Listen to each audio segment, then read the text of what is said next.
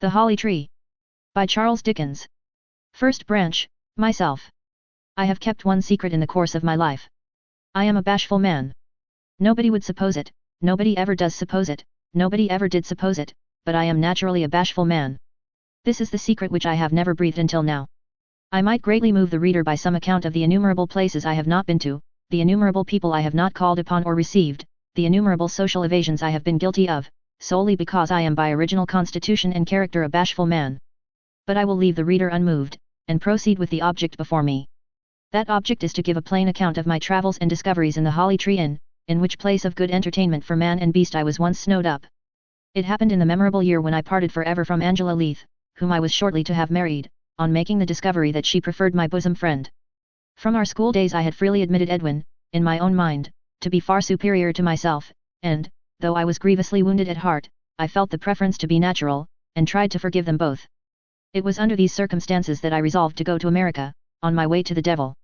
Communicating my discovery neither to Angela nor to Edwin, but resolving to write each of them an affecting letter conveying my blessing and forgiveness, which the steam tender for shore should carry to the post when I myself should be bound for the new world, far beyond recall, I say, locking up my grief in my own breast, and consoling myself as I could with the prospect of being generous, I quietly left all I held dear, and started on the desolate journey I have mentioned.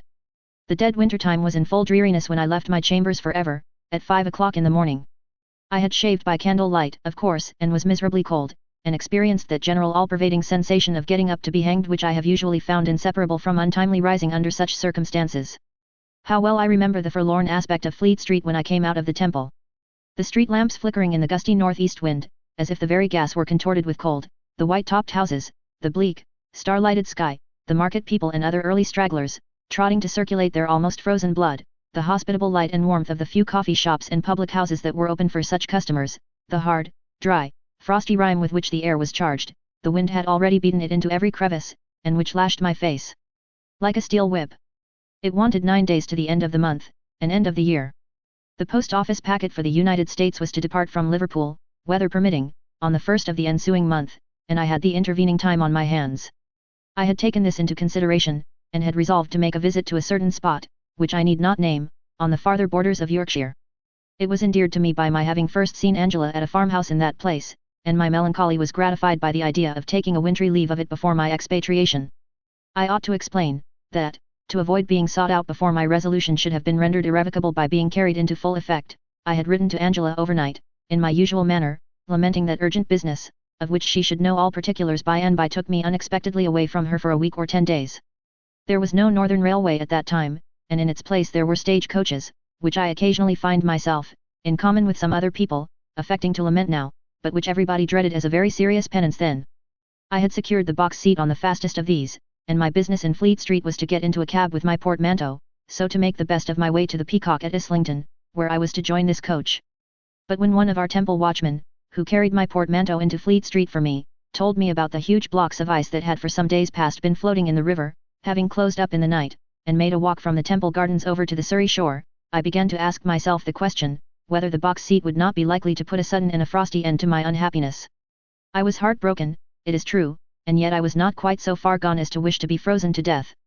When I got up to the Peacock, where I found everybody drinking hot purl, in self-preservation, I asked if there were an inside seat to spare. I then discovered that, inside or out, I was the only passenger. This gave me a still livelier idea of the great inclemency of the weather, since that coach always loaded particularly well.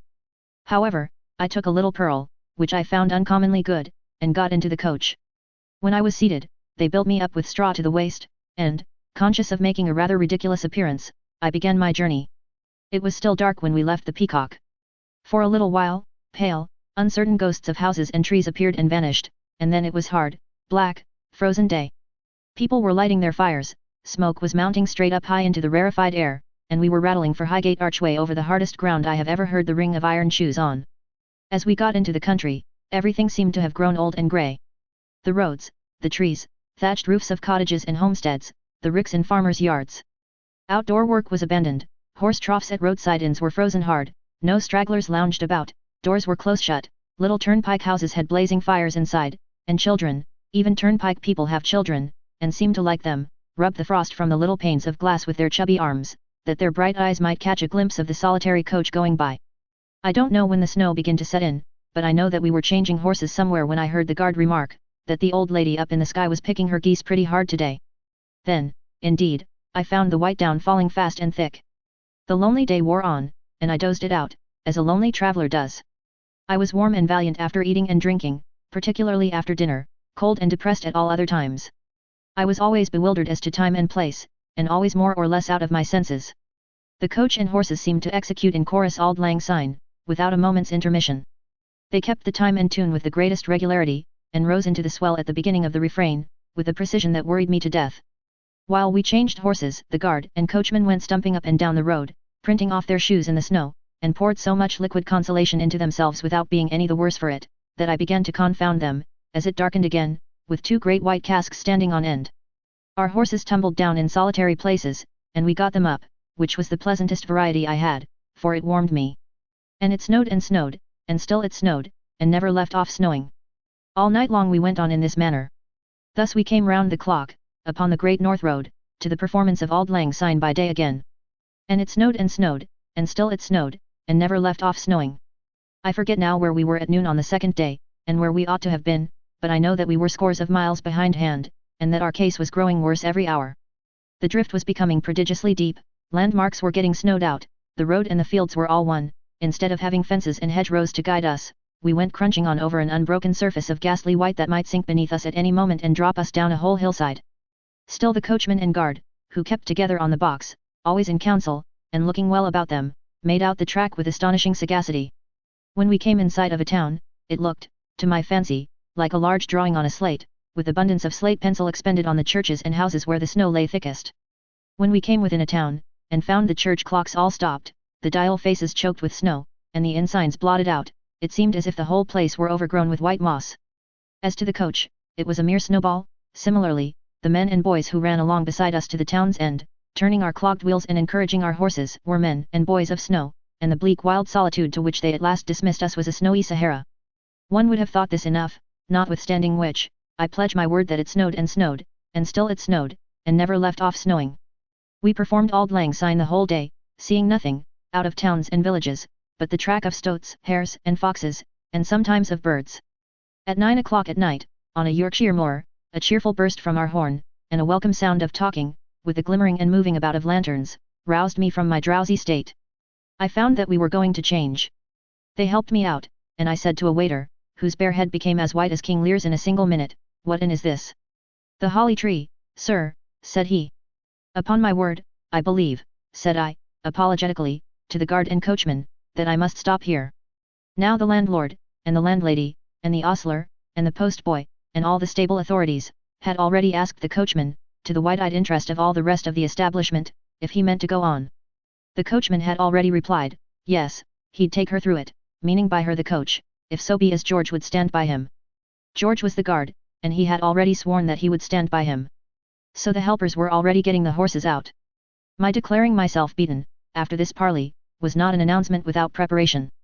Indeed, but for the way to the announcement being smoothed by the parley, I more than doubt whether, as an innately bashful man, I should have had the confidence to make it. As it was, it received the approval even of the guard and coachman. Therefore, with many confirmations of my inclining, and many remarks from one bystander to another, that the gentleman could go for'ard by the mail tomorrow, whereas tonight he would only be froze, and where was the good of a gentleman being froze, let alone buried alive, which latter clause was added by a humorous helper as a joke at my expense, and was extremely well received, I saw my portmanteau got out stiff, like a frozen body, did the handsome thing by the guard and coachman. Wished them good night and a prosperous journey, and, a little ashamed of myself, after all, for leaving them to fight it out alone, followed the landlord, landlady, and waiter of the Holly Tree upstairs. I thought I had never seen such a large room as that into which they showed me. It had 5 windows, with dark red curtains that would have absorbed the light of a general illumination, and there were complications of drapery at the top of the curtains, that went wandering about the wall in a most extraordinary manner. I asked for a smaller room, and they told me there was no smaller room. They could screen me in, however, the landlord said. They brought a great old Japan screen, with natives, Japanese, I suppose, engaged in a variety of idiotic pursuits all over it, and left me roasting whole before an immense fire. My bedroom was some quarter of a mile off, up a great staircase at the end of a long gallery, and nobody knows what a misery this is to a bashful man who would rather not meet people on the stairs. It was the grimmest room I have ever had the nightmare in, and all the furniture, from the 4 posts of the bed to the 2 old silver candlesticks, was tall, high-shouldered, and spindle-waisted. Below, in my sitting room, if I looked round my screen, the wind rushed at me like a mad bull. If I stuck to my armchair, the fire scorched me to the color of a new brick. The chimney-piece was very high, and there was a bad glass, what I may call a wavy glass, above it, which, when I stood up, just showed me my anterior phrenological developments, and these never look well, in any subject, cut short off at the eyebrow. If I stood with my back to the fire, a gloomy vault of darkness above and beyond the screen insisted on being looked at, and, in its dim remoteness, the drapery of the 10 curtains of the 5 windows went twisting and creeping about, like a nest of gigantic worms. I suppose that what I observe in myself must be observed by some other men of similar character in themselves, therefore I am emboldened to mention, that, when I travel, I never arrive at a place but I immediately want to go away from it. Before I had finished my supper of broiled fowl and mulled port, I had impressed upon the waiter in detail my arrangements for departure in the morning. Breakfast and bill at 8. Fly at 9. 2 horses, or, if needful, even 4. Tired though I was, the night appeared about a week long. In cases of nightmare, I thought of Angela, and felt more depressed than ever by the reflection that I was on the shortest road to Gretna Green. What had I to do with Gretna Green? I was not going that way to the devil, but by the American route, I remarked in my bitterness. In the morning I found that it was snowing still, that it had snowed all night, and that I was snowed up. Nothing could get out of that spot on the moor, or could come at it, until the road had been cut out by labourers from the market town. When they might cut their way to the holly tree nobody could tell me. It was now Christmas Eve. I should have had a dismal Christmas time of it anywhere, and consequently that did not so much matter. Still, being snowed up was like dying of frost, a thing I had not bargained for. I felt very lonely. Yet I could no more have proposed to the landlord and landlady to admit me to their society, though I should have liked it, very much, than I could have asked them to present me with a piece of plate. Here my great secret, the real bashfulness of my character, is to be observed. Like most bashful men, I judge of other people as if they were bashful too. Besides being far too shamefaced to make the proposal myself, I really had a delicate misgiving that it would be in the last degree disconcerting to them. Trying to settle down, therefore, in my solitude, I first of all asked what books there were in the house. The waiter brought me a book of roads, 2 or 3 old newspapers, a little song-book, terminating in a collection of toasts and sentiments, a little jest-book, an odd volume of Peregrine Pickle, and the Sentimental Journey. I knew every word of the 2 last already, but I read them through again, then tried to hum all the songs. Auld Lang Syne was among them, went entirely through the jokes, in which I found a fund of melancholy adapted to my state of mind, proposed all the toasts, enunciated all the sentiments, and mastered the papers. The latter had nothing in them but stock advertisements, a meeting about a county rate, and a highway robbery. As I am a greedy reader, I could not make this supply hold out until night, it was exhausted by tea time. Being then entirely cast upon my own resources, I got through an hour in considering what to do next. Ultimately, it came into my head, from which I was anxious by any means to exclude Angela and Edwin, that I would endeavour to recall my experience of inns, and would try how long it lasted me. I stirred the fire, moved my chair a little to one side of the screen, not daring to go far, for I knew the wind was waiting to make a rush at me, I could hear it growling, and began. My first impressions of an inn dated from the nursery, consequently I went back to the nursery for a starting point, and found myself at the knee of a sallow woman with a fishy eye, an aquiline nose, and a green gown, whose specialty was a dismal narrative of a landlord by the roadside, whose visitors unaccountably disappeared for many years, until it was discovered that the pursuit of his life had been to convert them into pies. For the better devotion of himself to this branch of industry, he had constructed a secret door behind the head of the bed, and when the visitor, oppressed with pie, had fallen asleep, this wicked landlord would look softly in with a lamp in one hand and a knife in the other, would cut his throat, and would make him into pies, for which purpose he had coppers, underneath a trap door, always boiling, and rolled out his pastry in the dead of the night. Yet even he was not insensible to the stings of conscience, for he never went to sleep without being heard to mutter, "Too much pepper," which was eventually the cause of his being brought to justice. I had no sooner disposed of this criminal than there started up another of the same period, whose profession was originally housebreaking, in the pursuit of which art he had his right ear chopped off one night, as he was burglariously getting in at a window, by a brave and lovely servant maid, whom the aquiline-nosed woman, though not at all answering the description, always mysteriously implied to be herself. After several years, this brave and lovely servant maid was married to the landlord of a country inn, which landlord had this remarkable characteristic, that he always wore a silk nightcap, and never would on any consideration take it off. At last, one night, when he was fast asleep, the brave and lovely woman lifted up his silk nightcap on the right side, and found that he had no ear there, upon which she sagaciously perceived that he was the clipped housebreaker, who had married her with the intention of putting her to death. She immediately heeded the poker and terminated his career, for which she was taken to King George upon his throne, and received the compliments of royalty on her great discretion and valor. This same narrator, who had a ghoulish pleasure, I have long been persuaded, in terrifying me to the utmost confines of my reason, had another authentic anecdote within her own experience, founded, I now believe, upon Raymond and Agnes, or the Bleeding Nun.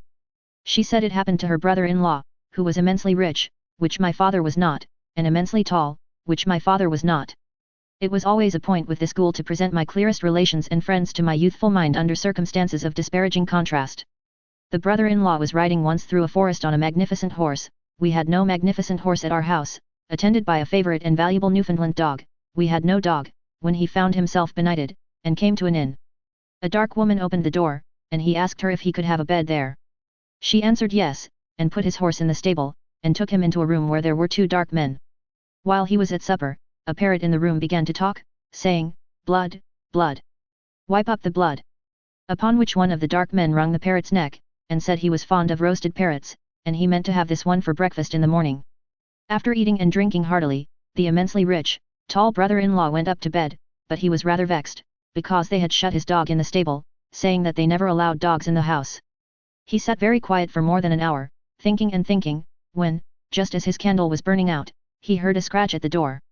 He opened the door, and there was the Newfoundland dog. The dog came softly in, smelt about him, went straight to some straw in the corner which the dark men had said covered apples, tore the straw away, and disclosed 2 sheets steeped in blood. Just at that moment the candle went out, and the brother-in-law, looking through a chink in the door, saw the 2 dark men stealing upstairs, one armed with a dagger that long, about 5 feet, the other carrying a chopper, a sack, and a spade. Having no remembrance of the close of this adventure, I suppose my faculties to have been always so frozen with terror at this stage of it, that the power of listening stagnated within me for some quarter of an hour.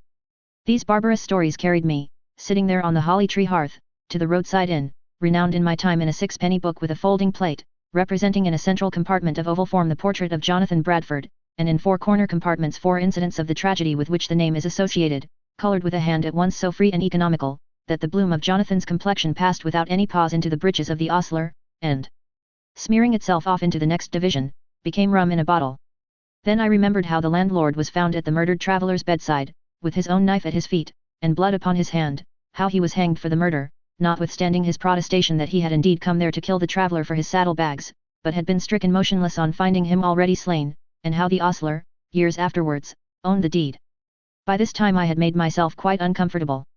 I stirred the fire, and stood with my back to it as long as I could bear the heat, looking up at the darkness beyond the screen, and at the wormy curtains creeping in and creeping out, like the worms in the ballad of Alonzo the Brave and the Fair Imogene. There was an inn in the cathedral town where I went to school, which had pleasanter recollections about it than any of these. I took it next. It was the inn where friends used to put up, and where we used to go to see parents, and to have salmon and fowls, and be tipped. It had an ecclesiastical sign, the mitre, and a bar that seemed to be the next best thing to a bishopric. It was so snug. I loved the landlord's youngest daughter to distraction, but let that pass. It was in this inn that I was cried over by my rosy little sister, because I had acquired a black eye in a fight. And though she had been, that holly tree night, for many a long year where all tears are dried, the mitre softened me yet. "To be continued tomorrow," said I, when I took my candle to go to bed. But my bed took it upon itself to continue the train of thought that night. It carried me away, like the enchanted carpet, to a distant place, though still in England, and there, alighting from a stage-coach at another inn in the snow, as I had actually done some years before, I repeated in my sleep a curious experience I had really had there. More than a year before I made the journey in the course of which I put up at that inn, I had lost a very near and dear friend by death.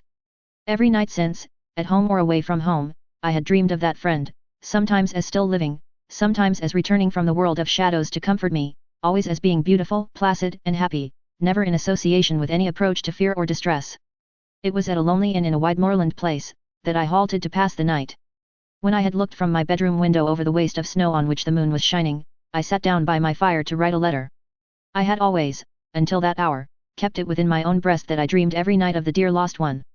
But in the letter that I wrote I recorded the circumstance, and added that I felt much interested in proving whether the subject of my dream would still be faithful to me, travel-tired, and in that remote place. No. I lost the beloved figure of my vision in parting with the secret. My sleep has never looked upon it since, in 16 years, but once. I was in Italy, and awoke, or seemed to awake, the well-remembered voice distinctly in my ears, conversing with it. I entreated it, as it rose above my bed and soared up to the vaulted roof of the old room, to answer me a question I had asked touching the future life. My hands were still outstretched towards it as it vanished, when I heard a bell ringing by the garden wall, and a voice in the deep stillness of the night calling on all good Christians to pray for the souls of the dead, it being All Souls' Eve. To return to the holly tree. When I awoke next day, it was freezing hard, and the lowering sky threatened more snow. My breakfast cleared away, I drew my chair into its former place, and, with the fire getting so much the better of the landscape that I sat in twilight, resumed my remembrances. That was a good inn down in Wiltshire where I put up once, in the days of the hard Wiltshire ale, and before all beer was bitterness. It was on the skirts of Salisbury Plain, and the midnight wind that rattled my lattice window came moaning at me from Stonehenge. There was a hanger-on at that establishment, a supernaturally preserved druid I believe him to have been, and to be still, with long white hair, and a flinty blue eye always looking afar off, who claimed to have been a shepherd, and who seemed to be ever watching for the reappearance, on the verge of the horizon, of some ghostly flock of sheep that had been mutton for many ages. He was a man with a weird belief in him that no one could count the stones of Stonehenge twice, and make the same number of them, likewise, that anyone who counted them 3 times 9 times, and then stood in the center and said, I dare, would behold a tremendous apparition, and be stricken dead. He pretended to have seen a bustard.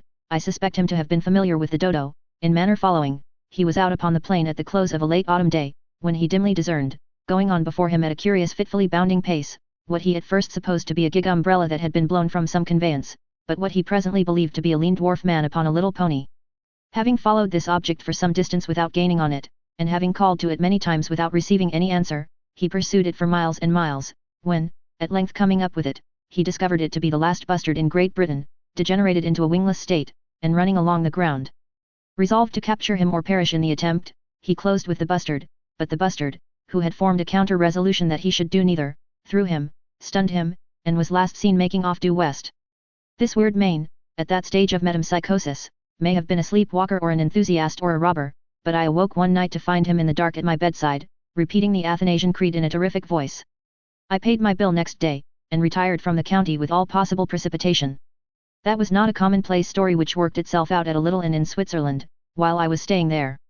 It was a very homely place, in a village of one narrow zigzag street among mountains, and you went in at the main door through the cow house, and among the mules and the dogs and the fowls, before ascending a great bare staircase to the rooms, which were all of unpainted wood, without plastering or papering, like rough packing cases. Outside there was nothing but the straggling street, a little toy church with a copper-colored steeple, a pine forest, a torrent, mists, and mountain sides. A young man belonging to this inn had disappeared 8 weeks before. It was winter time, and was supposed to have had some undiscovered love affair, and to have gone for a soldier. He had got up in the night, and dropped into the village street from the loft in which he slept with another man, and he had done it so quietly, that his companion and fellow laborer had heard no movement when he was awakened in the morning, and they said, Louis, where is Henri? They looked for him high and low, in vain, and gave him up. Now, outside this inn, there stood, as there stood outside every dwelling in the village, a stack of firewood, but the stack belonging to the inn was higher than any of the rest, because the inn was the richest house, and burnt the most fuel. It began to be noticed, while they were looking high and low, that a bantam cock, part of the livestock of the inn, put himself wonderfully out of his way to get to the top of this wood stack, and that he would stay there for hours and hours, crowing, until he appeared in danger of splitting himself. 5 weeks went on, 6 weeks, and still this terrible bantam, neglecting his domestic affairs, was always on the top of the wood stack, crowing the very eyes out of his head. By this time it was perceived that Louis had become inspired with a violent animosity towards the terrible bantam, and one morning he was seen by a woman, who sat nursing her goiter at a little window in a gleam of sun, to catch up a rough billet of wood, with a great oath, hurl it at the terrible bantam crowing on the wood stack, and bring him down dead. Hereupon the woman, with a sudden light in her mind, stole round to the back of the wood stack, and, being a good climber, as all those women are, climbed up, and soon was seen upon the summit, screaming, looking down the hollow within, and crying, Seize Louis, the murderer. Ring the church bell. Here is the body. I saw the murderer that day, and I saw him as I sat by my fire at the Holly Tree Inn, and I see him now, lying shackled with cords on the stable litter, among the mild eyes and the smoking breath of the cows, waiting to be taken away by the police, and stared at by the fearful village. A heavy animal, the dullest animal in the stables, with a stupid head, and a lumpish face devoid of any trace of insensibility, who had been, within the knowledge of the murdered youth, an embezzler of certain small moneys belonging to his master, and who had taken this hopeful mode of putting a possible accuser out of his way. All of which he confessed next day, like a sulky wretch who couldn't be troubled any more, now that they had got hold of him, and meant to make an end of him. I saw him once again, on the day of my departure from the inn. In that canton the headsman still does his office with a sword, and I came upon this murderer sitting bound, to a chair, with his eyes bandaged, on a scaffold in a little market place. In that instant, a great sword, loaded with quicksilver in the thick part of the blade, swept round him like a gust of wind or fire, and there was no such creature in the world. My wonder was, not that he was so suddenly dispatched, but that any head was left unreaped, within a radius of 50 yards of that tremendous sickle. That was a good inn, too, with the kind, cheerful landlady and the honest landlord, where I lived in the shadow of Mont Blanc, and where one of the apartments has a zoological papering on the walls, not so accurately joined but that the elephant occasionally rejoices in a tiger's hind legs and tail, while the lion puts on a trunk and tusks, and the bear, molting as it were, appears as to portions of himself like a leopard. I made several American friends at that inn, who all called Mont Blanc Mount Blanc, except one good-humoured gentleman, of a very sociable nature, who became on such intimate terms with it that he spoke of it familiarly as Blanc, observing, at breakfast, Blanc looks pretty tall this morning, or considerably doubting in the courtyard in the evening, whether there warn't some go-ahead naders in our country, sir, that would make out the top of Blanc in a couple of hours from first start, now. Once I passed a fortnight at an inn in the north of England, where I was haunted by the ghost of a tremendous pie. It was a Yorkshire pie, like a fort, an abandoned fort with nothing in it, but the waiter had a fixed idea that it was a point of ceremony at every meal to put the pie on the table. After some days I tried to hint, in several delicate ways, that I considered the pie done with, as, for example, by emptying fag ends of glasses of wine into it, putting cheese plates and spoons into it, as into a basket, putting wine bottles into it, as into a cooler, but always in vain, the pie being invariably cleaned out again and brought up as before. At last, beginning to be doubtful whether I was not the victim of a spectral illusion, and whether my health and spirits might not sink under the horrors of an imaginary pie, I cut a triangle out of it, fully as large as the musical instrument of that name in a powerful orchestra. Human provision could not have foreseen the result, but the waiter mended the pie. With some effectual species of cement, he adroitly fitted the triangle in again, and I paid my reckoning and fled. The holly tree was getting rather dismal. I made an overland expedition beyond the screen, and penetrated as far as the fourth window. Here I was driven back by stress of weather. Arrived at my winter quarters once more, I made up the fire, and took another inn. It was in the remotest part of Cornwall. A great annual miners' feast was being holden at the inn, when I and my travelling companions presented ourselves at night among the wild crowd that were dancing before it by torchlight. We had had a breakdown in the dark, on a stony morass some miles away, and I had the honour of leading one of the unharnessed post horses. If any lady or gentleman, on perusal of the present lines, will take any very tall post horse with his traces hanging about his legs, and will conduct him by the bearing rein into the heart of a country dance of 150 couples, that lady or gentleman will then, and only then, form an adequate idea of the extent to which that post horse will tread on his conductor's toes. Over and above which, the post horse, finding 300 people whirling about him, will probably rear, and also lash out with his hind legs, in a manner incompatible with dignity or self-respect on his conductor's part. With such little drawbacks on my usually impressive aspect, I appeared at this Cornish inn, to the unutterable wonder of the Cornish miners. It was full, and 20 times full, and nobody could be received but the post horse, though to get rid of that noble animal was something. While my fellow travellers and I were discussing how to pass the night and so much of the next day as must intervene before the jovial blacksmith and the jovial wheelwright would be in a condition to go out on the morass and mend the coach, an honest man stepped forth from the crowd and proposed his unlet floor of 2 rooms, with supper of eggs and bacon, ale and punch. We joyfully accompanied him home to the strangest of clean houses, where we were well entertained to the satisfaction of all parties. But the novel feature of the entertainment was, that our host was a chair-maker, and that the chairs assigned to us were mere frames, altogether without bottoms of any sort, so that we passed the evening on perches. Nor was this the absurdest consequence, for when we unbent at supper, and any one of us gave way to laughter, he forgot the peculiarity of his position, and instantly disappeared.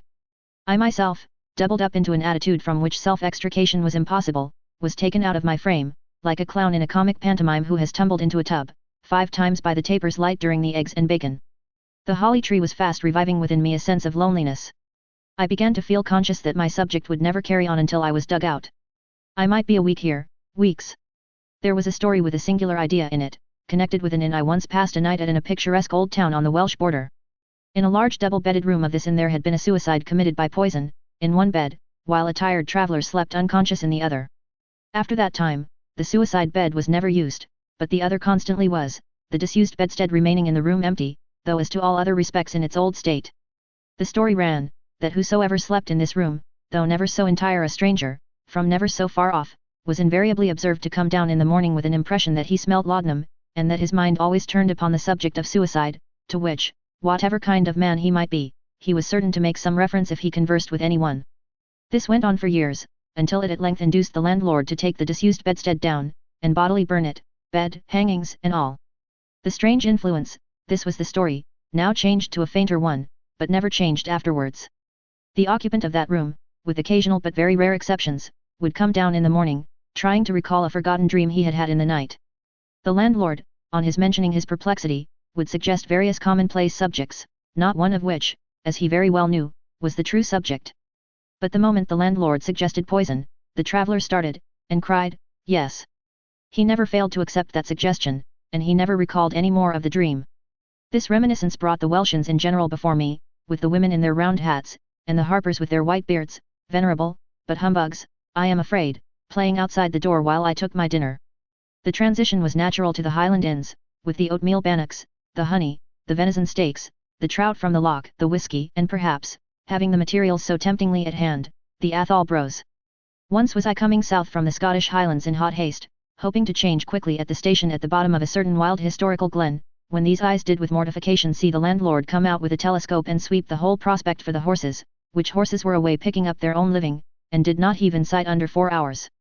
Having thought of the loch trout, I was taken by quick association to the anglers' inns of England. I have assisted at innumerable feats of angling by lying in the bottom of the boat, whole summer days, doing nothing with the greatest perseverance, which I have generally found to be as effectual towards the taking of fish as the finest tackle and the utmost science, and to the pleasant white, clean, flower-pot decorated bedrooms of those inns, overlooking the river, and the ferry, and the green ate, and the church spire, and the country bridge, and to the peerless Emma with the bright eyes and the pretty smile, who waited, bless her, with a natural grace that would have converted Bluebeard.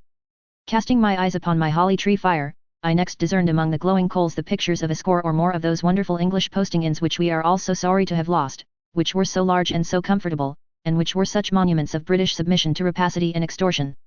He who would see these houses pining away, let him walk from Basingstoke, or even Windsor, to London, by way of Hounslow, and Moraliza on their perishing remains, the stables crumbling to dust, unsettled labourers and wanderers bivouacking in the outhouses, grass growing in the yards, the rooms, where erst so many hundred beds of down were made up, let off to Irish lodgers at 18 pence a week, a little ill-looking beer shop shrinking in the tap of former days, burning coach-house gates for firewood, having one of its 2 windows bunged up, as if it had received punishment in a fight with the railroad, a low, bandy-legged, brick-making bulldog standing in the doorway.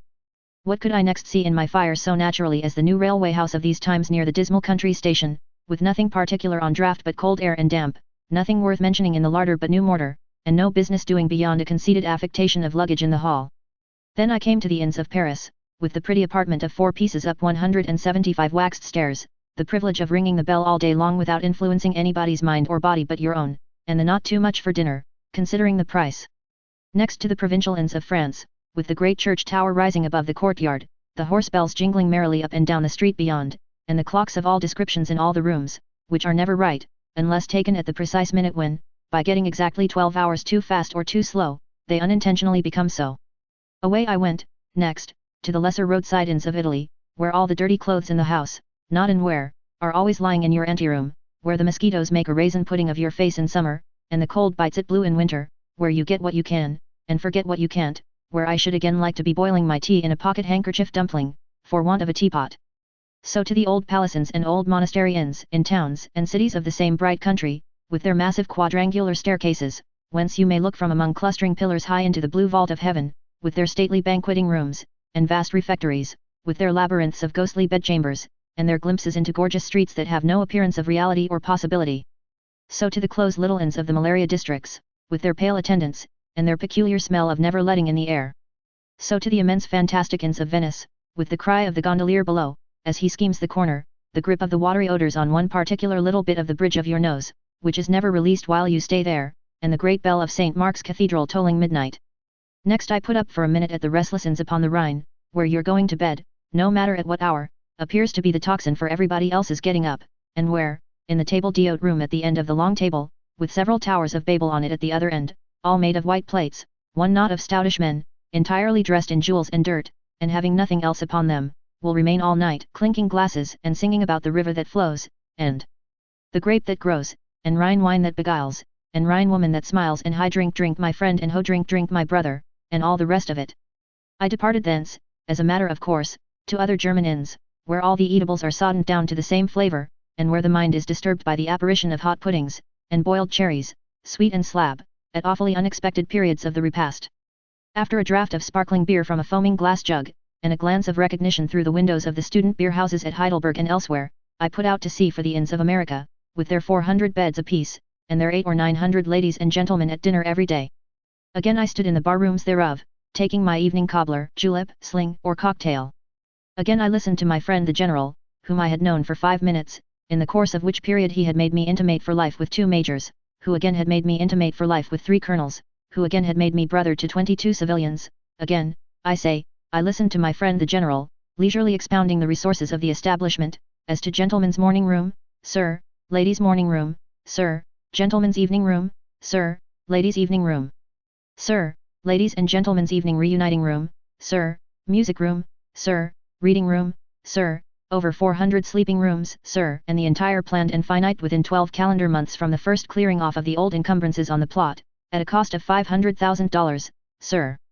Again I found, as to my individual way of thinking, that the greater, the more gorgeous, and the more dolorous the establishment was, the less desirable it was.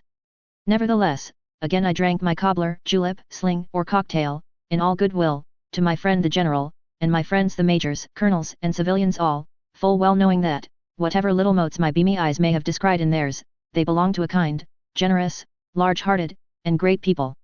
I had been going on lately at a quick pace to keep my solitude out of my mind, but here I broke down for good, and gave up the subject. What was I to do? What was to become of me? Into what extremity was I submissively to sink? Supposing that, like Barentrenck, I looked out for a mouse or spider, and found one, and beguiled my imprisonment by training it. Even that might be dangerous with a view to the future. I might be so far gone when the road did come to be cut through the snow, that, on my way forth, I might burst into tears, and beseech, like the prisoner who was released in his old age from the Bastille, to be taken back again to the 5 windows, the 10 curtains, and the sinuous drapery. A desperate idea came into my head. Under any other circumstances I should have rejected it, but, in the strait at which I was, I held it fast. Could I so far overcome the inherent bashfulness which withheld me from the landlord's table and the company I might find there, as to call up the Boots, and ask him to take a chair, and something in a liquid form, and talk to me? I could, I would, I did. Second branch, the Boots. Where had he been in his time? He repeated, when I asked him the question. Lord, he had been everywhere. And what had he been? Bless you, he had been everything you could mention most. Seen a good deal? Why, of course he had. I should say so, he could assure me, if I only knew about a 20th part of what had come in his way. Why, it would be easier for him, he expected, to tell what he hadn't seen than what he had. Ah! A deal, it would. What was the curiousest thing he had seen? Well, he didn't know. He couldn't momently name what was the curiousest thing he had seen unless it was a unicorn, and he see him once at a fair. But supposing a young gentleman not 8-year-old was to run away with a fine young woman of 7, might I think that a queer start? Certainly. Then that was a start as he himself had had his blessed eyes on, and he had cleaned the shoes they run away in, and they was so little that he couldn't get his hand into 'em. Master Harry Walmer's father, you see, he lived at the Elmses, down away by Shooter's Hill there, 6 or 7 miles from Lunnon. He was a gentleman of spirit, and good-looking, and held his head up when he walked, and had what you may call fire about him. He wrote poetry, and he rode, and he ran, and he cricketed, and he danced, and he acted, and he done it all equally beautiful. He was uncommon proud of Master Harry as was his only child, but he didn't spoil him neither. He was a gentleman that had a will of his own and an eye of his own, and that would be minded.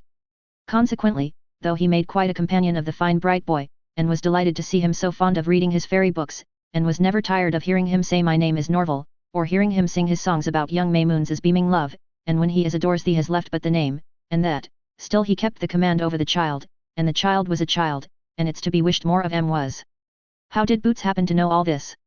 Why, through being under gardener. Of course he couldn't be under gardener, and be always about, in the summertime, near the windows on the lawn, a-mowing, and sweeping, and weeding, and pruning, and this and that, without getting acquainted with the ways of the family. Even supposing Master Harry hadn't come to him one morning early, and said, Cobbs, how should you spell Nora, if you was asked, and then began cutting it in print all over the fence. He couldn't say he had taken particular notice of children before that, but really it was pretty to see them 2 mites a-going about the place together, deep in love. And the courage of the boy. Bless your soul, he'd have throwed off his little hat, and tucked up his little sleeves, and gone in at a lion, he would, if they had happened to meet one, and she had been frightened of him. One day he stops, along with her, where Boots was hoeing weeds in the gravel, and says, speaking up, Cobbs, he says, I like you. Do you, sir? I'm proud to hear it. Yes, I do, Cobbs. Why do I like you, do you think, Cobbs? Don't know, Master Harry, I am sure. Because Nora likes you, Cobbs. Indeed, sir? That's very gratifying. Gratifying, Cobbs? It's better than millions of the brightest diamonds to be liked by Nora. Certainly, sir. You're going away, ain't you, Cobbs? Yes, sir. Would you like another situation, Cobbs? Well, sir, I shouldn't object, if it was a good inn. Then, Cobbs, says he, you shall be our head gardener when we are married. And he tucks her, in her little sky blue mantle, under his arm, and walks away. Boots could assure me that it was better than a picture, and equal to a play, to see them babies, with their long, bright, curling hair, their sparkling eyes, and their beautiful light tread, a-rambling about the garden, deep in love. Boots was of opinion that the birds believed they was birds, and kept up with em, singing to please em. Sometimes they would creep under the tulip tree, and would sit there with their arms round one another's necks, and their soft cheeks touching, a-reading about the prince and the dragon, and the good and bad enchanters, and the king's fair daughter. Sometimes he would hear them planning about having a house in a forest, keeping bees and a cow, and living entirely on milk and honey. Once he came upon them by the pond, and heard Master Harry say, "Adorable Nora, kiss me, and say you love me to distraction, or I'll jump in head foremost." And Boots made no question he would have done it if she hadn't complied. On the whole, Boots said it had a tendency to make him feel as if he was in love himself, only he didn't exactly know who with. "Cobbs," said Master Harry, one evening, when Cobbs was watering the flowers, "I am going on a visit, this present midsummer, to my grandmamma's at York." "Are you indeed, sir? I hope you'll have a pleasant time. I am going into Yorkshire, myself, when I leave here." "Are you going to your grandmamma's, Cobbs?" "No, sir. I haven't got such a thing." "Not as a grandmamma, Cobbs?" "No, sir." The boy looked on at the watering of the flowers for a little while, and then said, "I shall be very glad indeed to go, Cobbs, Nora's going." "You'll be all right then, sir," says Cobbs, "with your beautiful sweetheart by your side." "Cobbs," returned the boy, flushing, "I never let anybody joke about it, when I can prevent them." "It wasn't a joke, sir," says Cobbs, with humility, "wasn't so meant.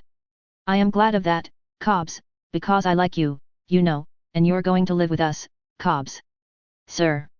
What do you think my grandmamma gives me when I go down there?" "I couldn't so much as make a guess, sir." "A Bank of England £5 note, Cobbs." "Whew," says Cobbs, "that's a spanking sum of money, Master Harry. A person could do a good deal with such a sum of money as that, couldn't a person, Cobbs?" "I believe you, sir." "Cobbs," said the boy, "I'll tell you a secret. At Nora's house, they have been joking her about me, and pretending to laugh at our being engaged, pretending to make game of it, Cobbs. Such, sir, says Cobbs, is the depravity of human nature." The boy, looking exactly like his father, stood for a few minutes with his glowing face towards the sunset, and then departed with, "Good night, Cobbs. I'm going in."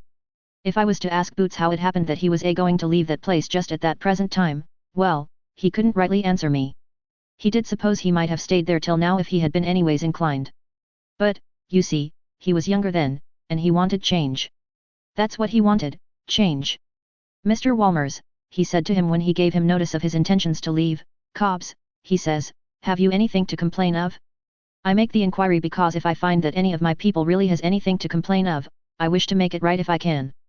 "No, sir," says Cobbs, "thanking you, sir, I find myself as well situated here as I could hope to be anywheres.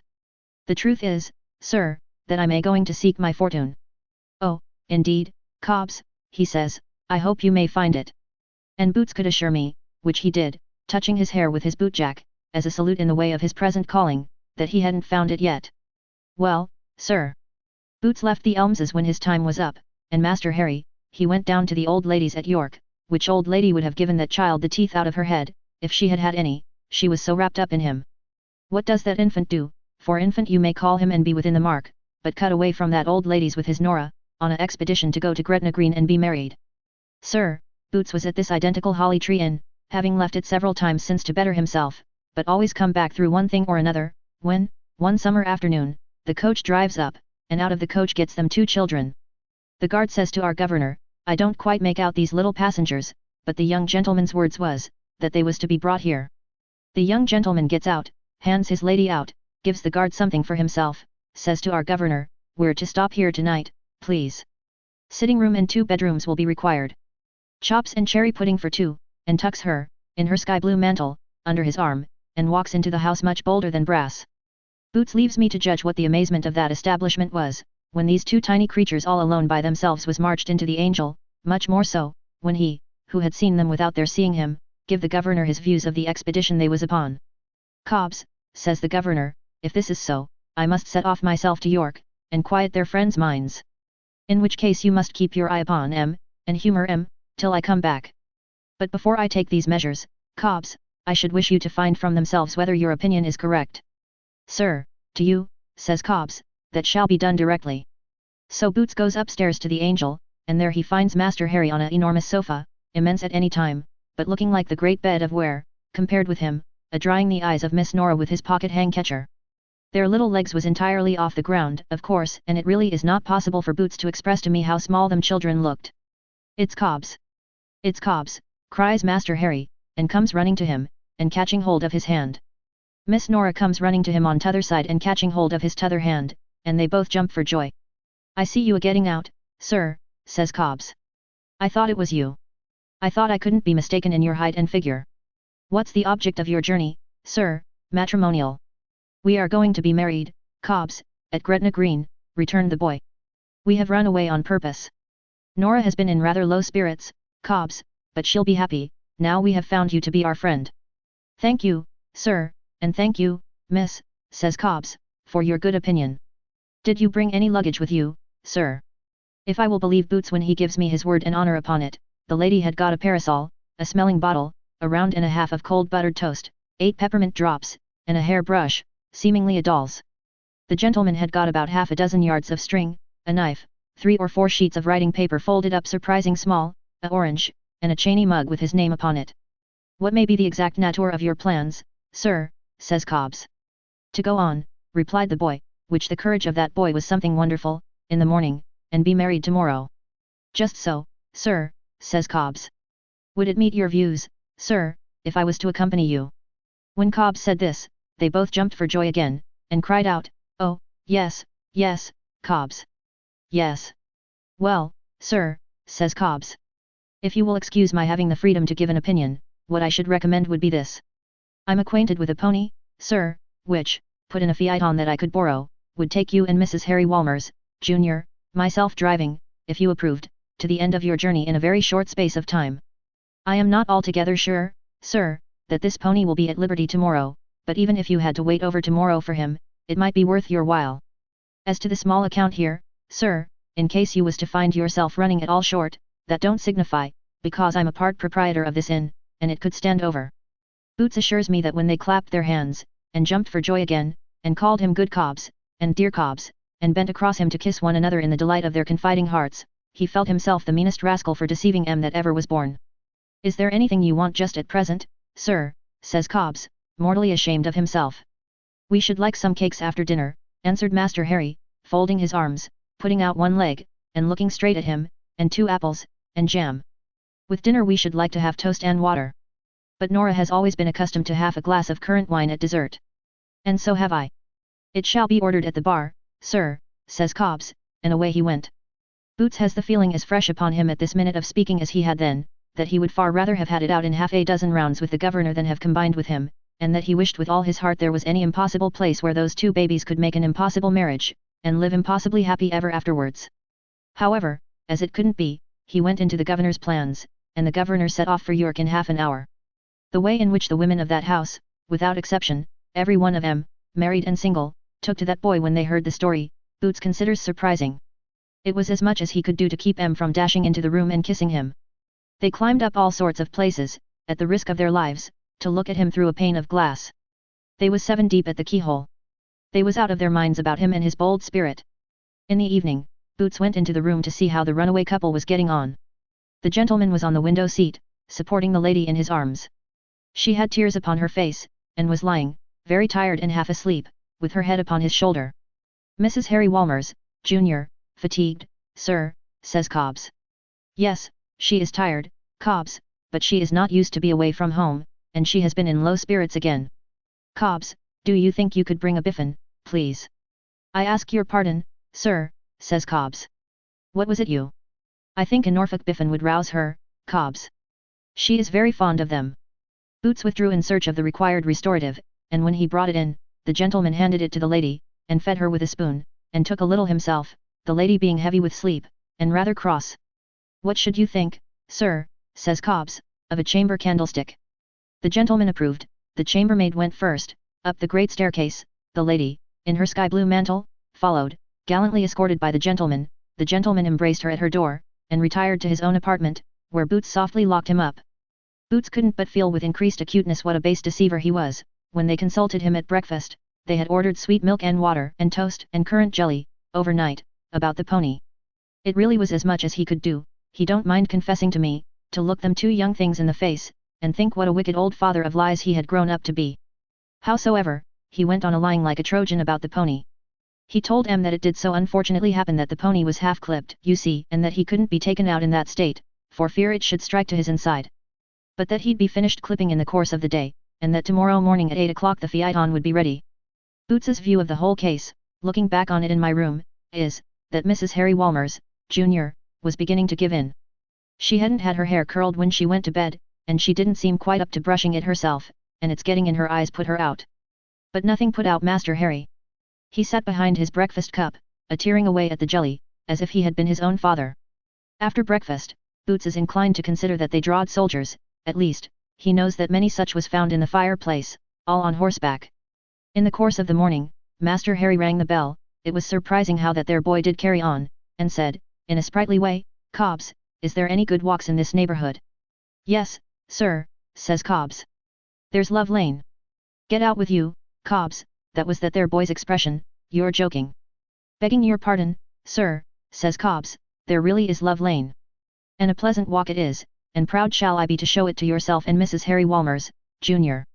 Nora, dear, said Master Harry, this is curious. We really ought to see Love Lane.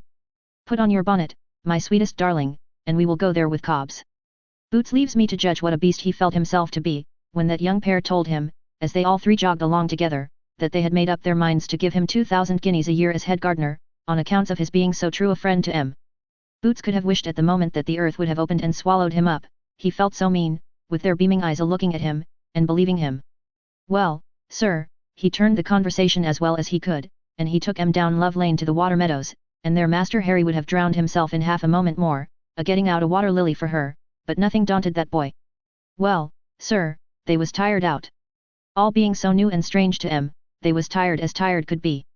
And they laid down on a bank of daisies, like the children in the wood, leastways meadows, and fell asleep.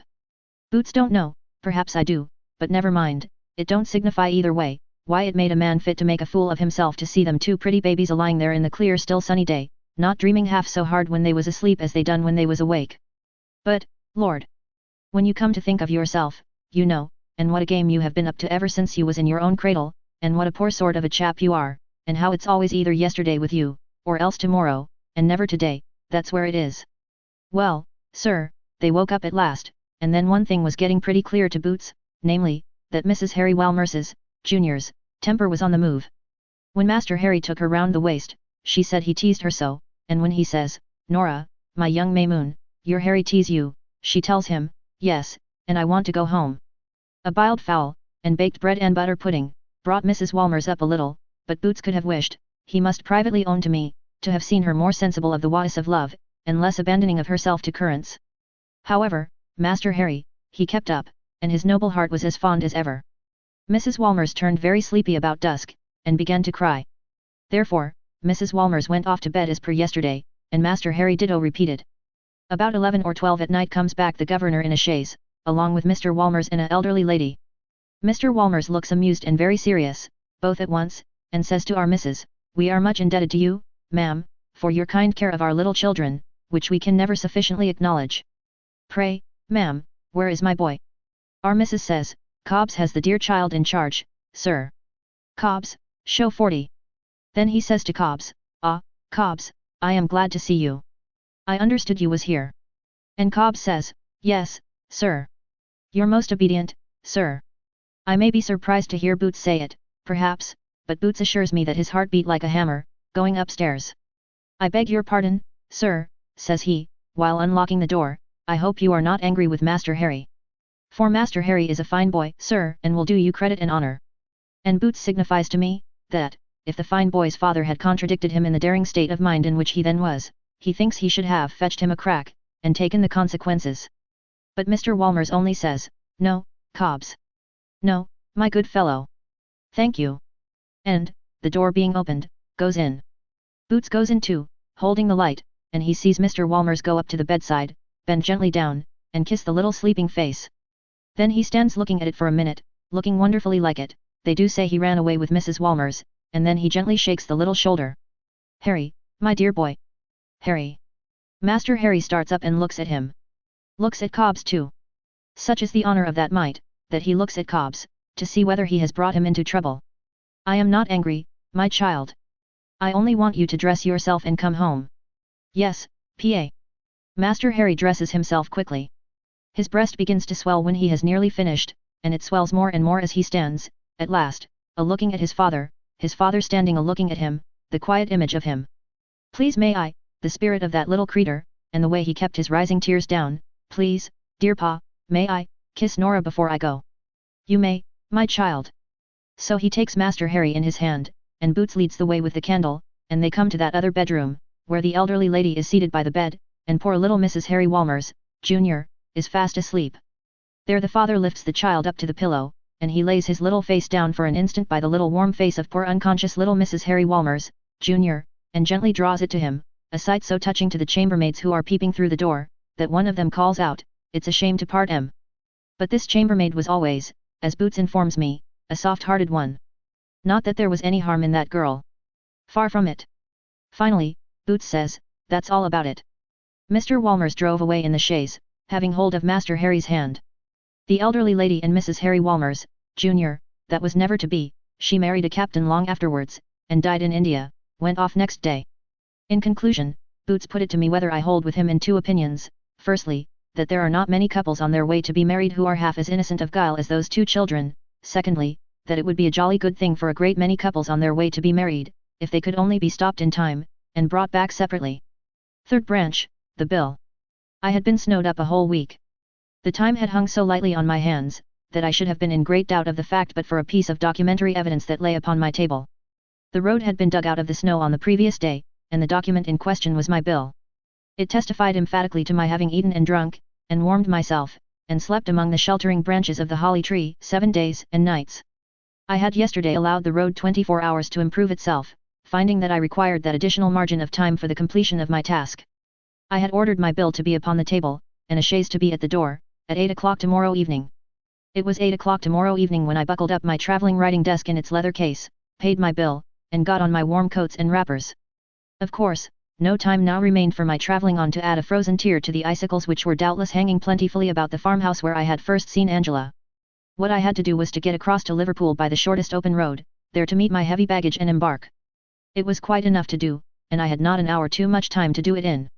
I had taken leave of all my Holly Tree friends, almost, for the time being, of my bashfulness too, and was standing for half a minute at the inn door watching the ostler as he took another turn at the cord which tied my portmanteau on the chaise, when I saw lamps coming down towards the Holly Tree.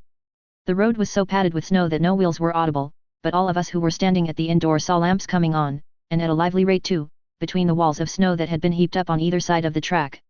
The chambermaid instantly divined how the case stood, and called to the ostler, "Tom, this is a Gretna job." The ostler, knowing that her sex instinctively scented a marriage, or anything in that direction, rushed up the yard bawling, "Next 4 out," and in a moment the whole establishment was thrown into commotion. I had a melancholy interest in seeing the happy man who loved and was beloved, and therefore, instead of driving off at once, I remained at the inn door when the fugitives drove up. A bright-eyed fellow, muffled in a mantle, jumped out so briskly that he almost overthrew me.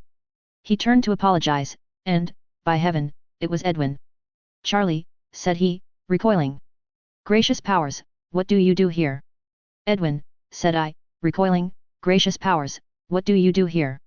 I struck my forehead as I said it, and an insupportable blaze of light seemed to shoot before my eyes.